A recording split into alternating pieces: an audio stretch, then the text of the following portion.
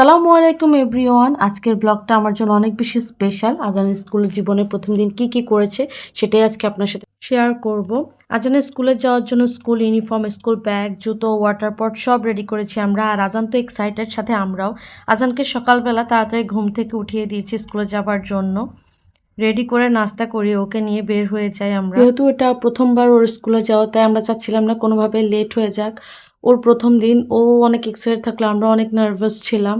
আলহামদুলিল্লাহ পারফেক্ট টাইমে আমরা ওর স্কুলে পৌঁছে যাই। আমরা ওর ডে শিফট নিয়েছিলাম, যেহেতু শীতকাল আমাদেরকে প্যারেন্টস জন্য ওয়েট করতে বলে ওর মিস ওকে উপরে নিয়ে যায় ওর ক্লাসরুমে। যেহেতু আজান এর আগে কখনো ফ্যামিলির মেম্বার ছাড়া কখনো কোথাও থাকেনি, সো আমাদের খুব ভয় লাগছিল ও কী করবে, ভয় পাবে নাকি কান্না করবে।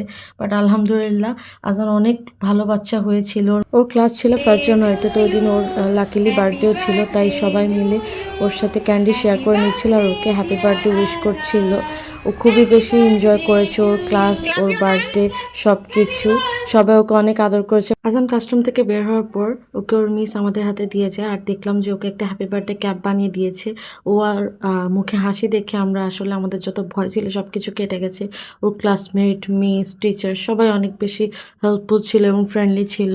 আপনারা সবাই আমার আজানের জন্য দোয়া করবেন যাতে ওর স্কুল জীবনটা অনেক সুন্দর হয় এবং খুব স্মুথলি যায়।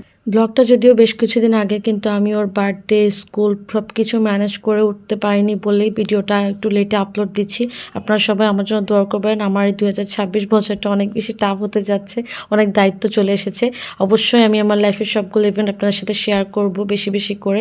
আপনারা আমার আজানের জন্য দোয়া করবেন, আমাদের জন্য দোয়া করবেন, আমরা যেন সুস্থ থাকতে পারি, বাচ্চাটার দিকে ভালো মতো খেয়াল রাখতে পারি। তো আজ এই পর্যন্তই। এই ছিল আজানের ফার্স্ট ডে স্কুল ব্লগ। আশা করি আপনাদের সবাই ভালো লেগেছে। আল্লাহ হাফেজ, আসসালামু আলাইকুম।